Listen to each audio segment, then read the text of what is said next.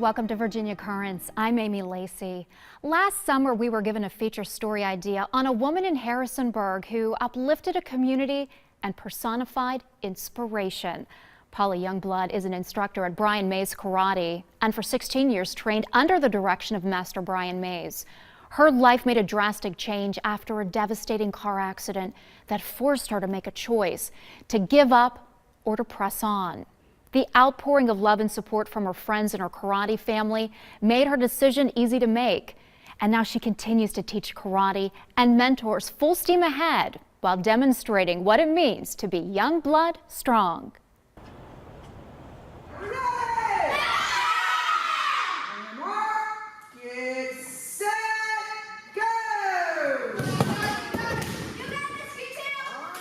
I guess you would call me an overcomer.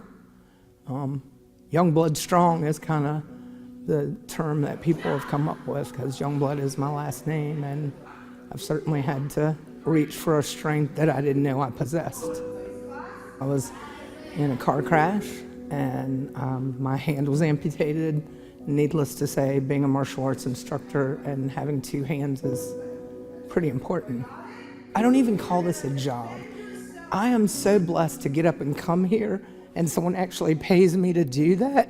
So prior to the crash, I thought, I am just, I'm 56 years old. I'm just gonna sit back and cruise. I didn't really think I had any life lessons or any big things that I still had to do.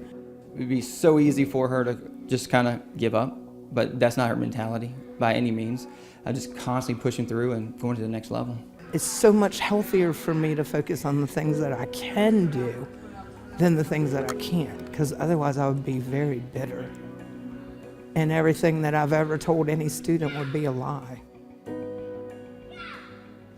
Paula has definitely inspired myself quite a bit, just through the struggles that she goes through. One thing, she keeps a constant focus on the positive towards everything that she's doing right now.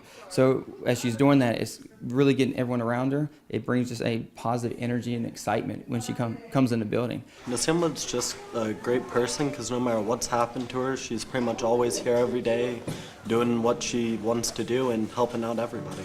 I think the karate family was really critical, not only in my survival, because immediately when I was in the crash and I was waiting for them, it took 45 minutes to get me out. I had a lot of time to think. And my first thought was, how am I gonna be a one-armed karate instructor? And right away, my entire team was at the hospital by my side saying, we don't care if you have one hand gone, no hand, whatever, we want you. So people really put their actions, people say they'll be there for you, but you don't never know but they really did. As they say in the church, they showed up and showed out.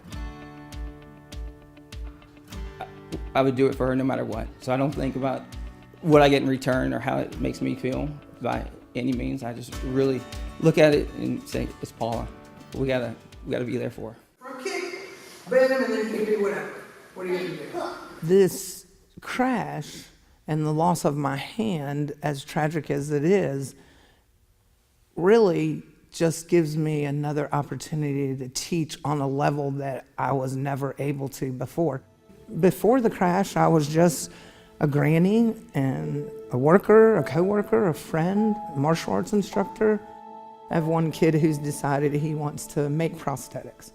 If this hadn't happened to me, he may never have thought of that. So out of tragedy has come good things. If someone's trying to attack me, do I want to spin? No, I don't ever want to turn my back on them. Miss Youngblood makes this room and makes this place very caring, loving, and a very safe place for many people. She's helped me overcome a lot of things, a lot of big things in my life that has happened. There's not a day that goes by that these kids don't give me something back. That's why I keep showing up. I would do this for free. I honestly would. That's how much I love it.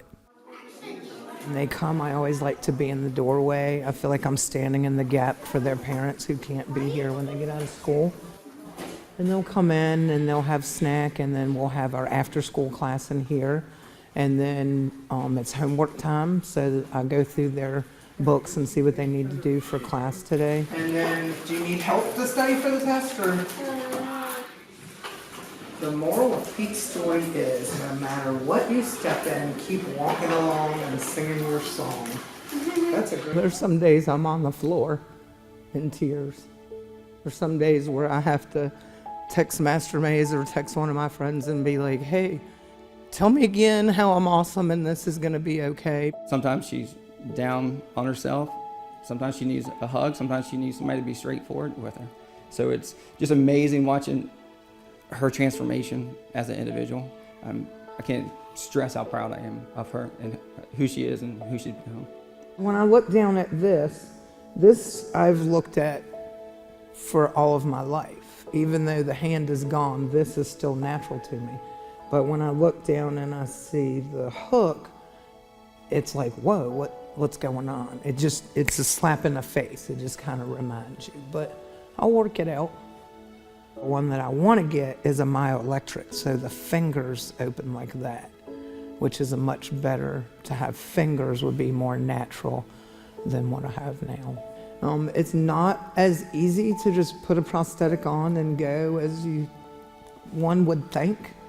I never really thought about it before, but when you see the posters of people with prosthetics, they're smiling, they look happy.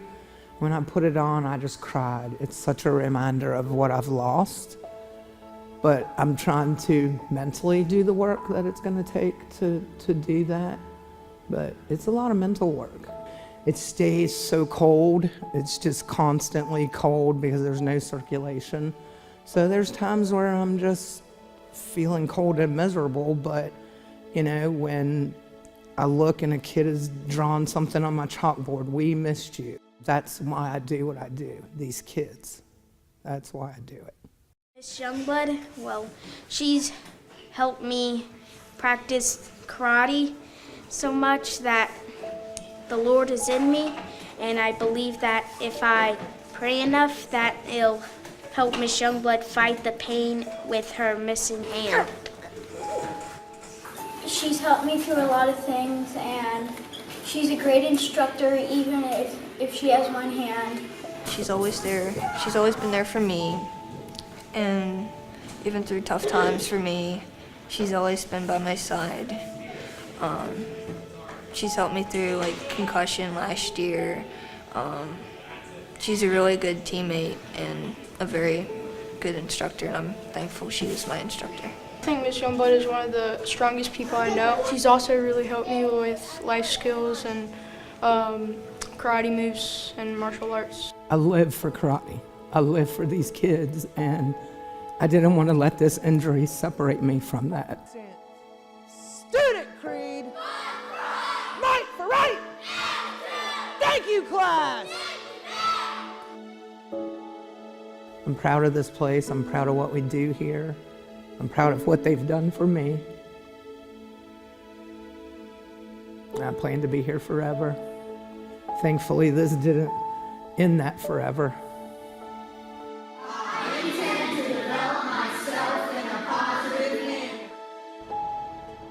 Paula recently received her 3rd-degree black belt and is proud to have accomplished it as an amputee. For more information about Paula and Brian Mays Karate, visit brianmayskarate.com.